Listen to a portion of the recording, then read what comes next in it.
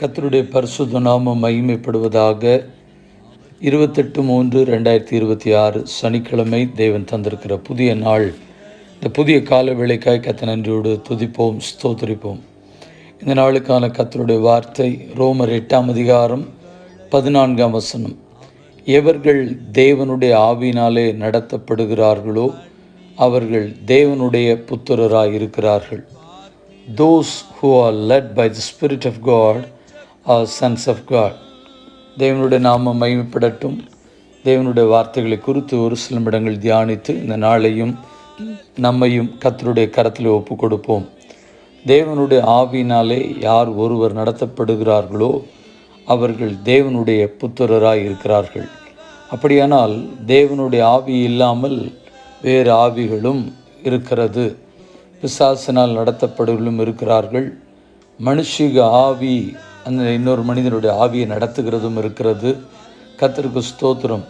ஆனால் இங்கு நாம் பேசப்படுகிற வார்த்தை தேவனுடைய ஆவி. தேவனுடைய ஆவியினாலே நாம் நடத்தப்படும் பொழுது ஆண்டவர் நம்மை தம்முடைய புத்திரராக எண்ணி பேசுகிறதை குறித்து வேதம் நமக்கு சொல்லுகிறது. இந்த வார்த்தைகளை கேட்கிற தேவ ஜனங்கள் நீங்கள் யாராக இருந்தாலும் சரி, நீங்கள் தேவனுடைய ஆவியினாலே நடத்தப்படுகிறீர்களா? தேவனுடைய ஆவினால் நடத்தப்படும் பொழுது அவருடைய குணாதிசயங்கள், அன்பினுடைய வெளிப்பாடுகள் நம்மிடத்தில் காணப்படுகிறதா? நாம் கிறிஸ்துவை போல் காணப்படுகிறோமா? கர்த்தருக்கு ஸ்தோத்திரம். அநேக நேரத்தில் அநேக நபர்களால் நம்ம இப்படி பேசி கேட்டிருப்போம். நம்முடைய பிள்ளைகளை பார்த்து சில நேரத்தில் அப்படியே அவருடைய தாயை போல், அப்படியே அவங்க அப்பா மாதிரி அப்படின்னு சொல்லுவாங்க.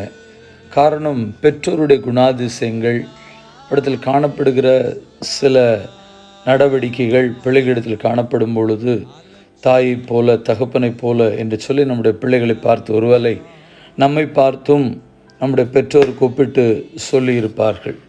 அப்படியானால் நாம் தேவனுடைய புத்திரராக இருக்கிறோம் என்று சொன்னால் தேவனுடைய ஆவி நம்மிடத்தில் இருப்பது நிமித்தமாகத்தான். உண்மையாகவே நாம் எல்லாரும் விசுவாசிக்கிறோம் அவருடைய பிள்ளைகள் என்பதை குறித்து. இதை குறித்து வேதம் நமக்கு ரோமர் 8:16 சொல்லப்படுகிறது.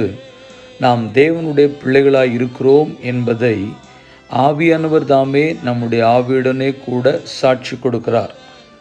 பரிசுத்த ஆவியும் நாம் தேவனுடைய பிள்ளைகள் என்பதை குறித்து சாட்சி கொடுக்கிறார். காரணம், தேவனுடைய ஆவியினாலே நடத்தப்படுகிறது நிமித்தமாக அவருடைய பிள்ளைகள் என்கிற அதிகாரம் நமக்கு கிடைத்திருக்கிறது.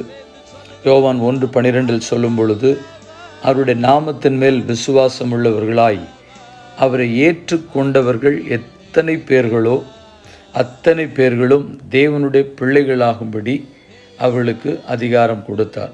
தேவன் இயேசு என்கிற நாமத்தின் மேல் நாம் விசுவாசம் வைத்து அவர் நம்முடைய தெய்வமாக, நம்முடைய ஆண்டவராக, நம்முடைய இரட்சகராக ஏற்றுக்கொண்டாலே நாம் அவருடைய பிள்ளைகளாய் மாற்றப்படுகிறோம் என்பதை குறித்தும் நமக்கு வேதம் சொல்கிறது. பிரியமானவர்களே, நாம் தேவ ஆவியினால் நடத்தப்படுவோம். தேவ ஆவியானவர் நமக்குள்ளே இருக்கிறதை ஆவியானவர் சாட்சி கொடுக்கிறது போல மக்களும் நம்மை குறித்து, இவர்கள் கர்த்தரால் வழிநடத்தப்படுகிறவர்கள், தேவ ஆவியிடத்தில் இருக்கிறது, இவர்கள் தேவனுடைய பிள்ளைகள் என்பதை குறித்து உலகமும் நம்மை குறித்து சாட்சி சொல்லுகிற இடத்தில் வாழ்வோம். கர்த்தருடைய நாமத்தை நம் மூலமாய் மகிமைப்படுத்துவோம். ஜெபிப்போம். பரிசுத்தமுள்ள நல்ல தேவனே, இந்த ஆசீர்வதிக்கப்பட்ட புதிய நாள் காலவேளைக்காக நன்றி. இந்த வார்த்தைகளை, வசனத்தை, ஜெபத்தை என்னோடு கூட கேட்கிற, செய்கிற, ஆமோதிக்கிற தேவ ஜனங்கள் யாராக இருந்தாலும் சரி, ஒவ்வொருவரும் தேவனுடைய ஆவியினாலே வழிநடத்தப்பட தேவ ஆவியானவர் அவளை வழிநடத்த உம்முடைய கரங்களில் ஒப்புக் கொடுக்கிறோம். எந்த விதத்திலும் தேவ ஆவியினால் வழிநடத்தப்பட்டு தேவனுடைய புத்திரராய் தேவனுடைய பிள்ளைகளாய் மாற்றப்பட்டிருக்கும் பொழுது அந்நிய நாமங்கள், அந்நிய கிரியைகள், பிசாசுடைய ஆவிகள் அவளை எந்த விதத்திலும் இடையூறு செய்து அந்த தேவனுடைய பாதையை விட்டு விலக்கி விடாதபடி கர்த்தருடைய வழிகளில் தொடர்ந்து நடப்பதற்கு, தேவனுடைய பிள்ளைகளாய் வாழ்வதற்கு, ஜீவிப்பதற்கு கிருபை பாராட்டும் என்று சொல்லி ஜெபித்து ஜெபத்தை ஏறெடுக்கிறோம். எங்கள் பரிசுத்தமுள்ள நல்ல பிதாவே, ஆமென். வாழ்த்துக்களுடன் ஜெபங்களுடன் pastor Jebadas. WhatsApp 9345353730. May Jesus bless you all. Amen. நேற்று கேள்வியும் பதிலும். என்னை பாக்கியவான் என்று எண்ணுகிறேன். யாரிடத்தில் சொன்னது? அப்போஸ்தலனாகிய பவுல் அகிரிப்பா ராஜாவை நோக்கி சொன்னது. அப்போஸ்தலர் 26ஆம் அதிகாரம் 2ஆம் வசனம். இந்த நாளுக்கான கேள்வி: தேவனுடைய ஆவி உங்களில் வாசமாயிருந்தால் நீங்கள் மாம்சத்திற்குட்பட்டவர்களாயிராமல் ஆவிக்குட்பட்டவர்களாய் இருப்பீர்கள். யாரிடத்தில் சொன்னது?